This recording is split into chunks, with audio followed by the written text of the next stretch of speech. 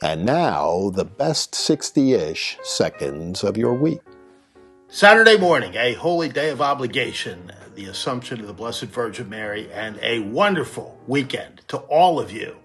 And please, as we've said so many times, just take a second. This is your favorite show.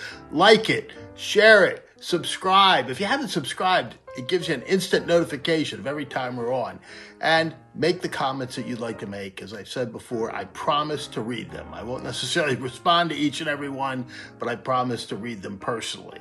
And as you know, this is unedited, unscripted, unrehearsed. So if there are a few flubs, miscues along the way, you'll know why.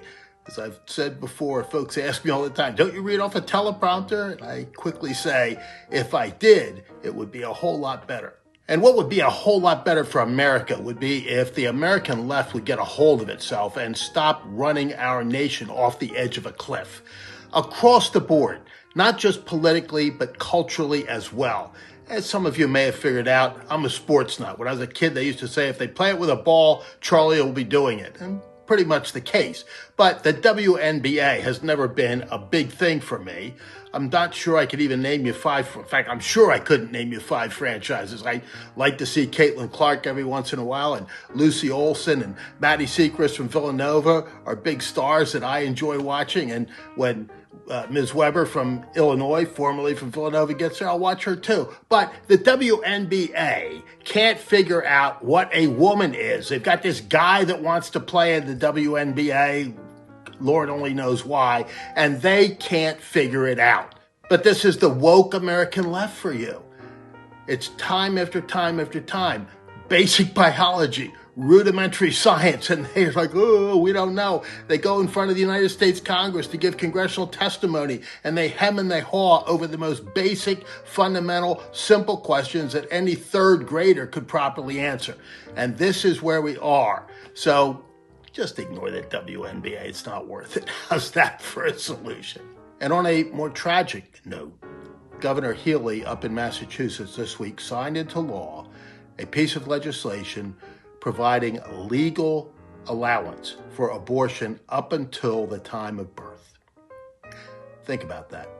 It's infanticide. There's no other word for it. And they now join a handful of other states, all of them far left, deep blue states, that allow this. It is beyond tragic. It is abhorrent as possibly can be. How can any of us look our maker in the eye and say, we killed your children, particularly at the last moment before they're born? And these folks up there from the Massachusetts legislature celebrating this great and monumental turn of events there, it's really beyond tragic. And I hope that the Archbishop up there will excommunicate her. She's ostensibly a Catholic, but sure doesn't look that way.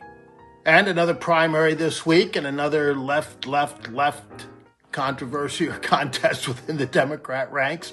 And this time, the far left candidate didn't win, but a leftist candidate did. This is in Wisconsin, which is pretty left to begin with among Democrats there. But maybe the tide has been stemmed just a little bit for just a minute among these really kooky, radical left-wingers.